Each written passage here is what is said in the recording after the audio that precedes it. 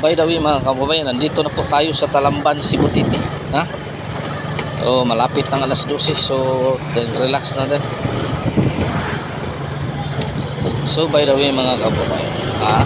So, magko-comment po tayo ngayon sa West Philippine Sea. Napakainit ang issue ang West Philippine Sea. So, by the way mga kababayan, kung hindi pa ka nakasubscribe sa aking channel, pasubscribe naman para naman madagdagan ang aking mga subscriber. Ha? Kung pabigat man sa iyong kalooban, palike and share sa aking video para naman sa mga subscriber ko, maraming salamat sa inyo. Ha? Isang walang sawang pagsuporta ninyo sa akin. Itong taos puso akong nagpasasalamat sa inyo. Kahit sa ganung paraan, nadagdagan ang aking mga subscriber. So maraming salamat.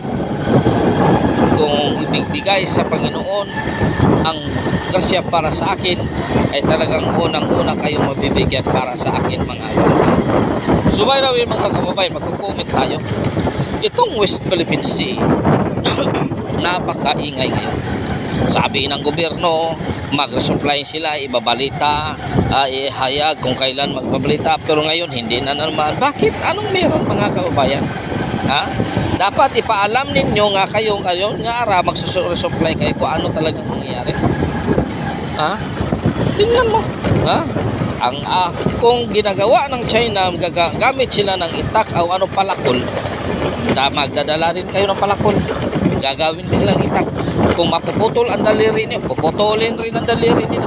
Yun na, di ba? Di ba? Kung bubutasin nila ang iyong sasakyan, bubutasin niyo rin ang kalan sasakyan. Yun naman lang talaga ang kailangan, di ba? Kasi ginagawa na tayong kawawa. Gagawa na tayo ng kawawa. Ha? Titingnan natin kung ano talaga ang mangyayari. Ha? Titingnan natin kung ano talaga ang mangyayari sa China. Ha? Titingnan natin kung ano mangyayari sa buong mundo. Kung ito ang kinatakutan ninyo, ako hindi ako natatakot mamatay mga kababayan. Ha? Hindi tayo matatakot. Masaya tayo, makimatay tayo sa sariling bansa natin na may pinaglalaban. Hindi katulad ng iba dyan, mamatay sa sariling bansa, pero ampaw naman. Mamatay sa sariling bansa pero bayaran, di ba? Pero mamatay sa ating bansa, ipaglaban natin. Hindi porket kay ganyan sila. Kung gagamit sila ng itak, gagamit tayo ng itak. Kung mapuputol ang kaliwang kamay, puputulin rin natin ang kalawang kamay. Hindi natin bigyan sila ng pagkakataon. Bakit? Sila lang ba ang marunong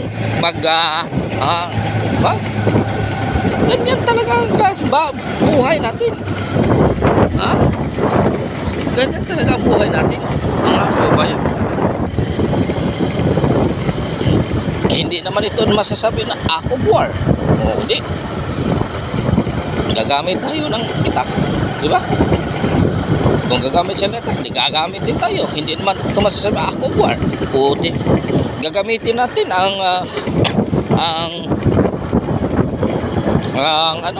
yung mga bagay na ginagamit doon nila Lapu-Lapu.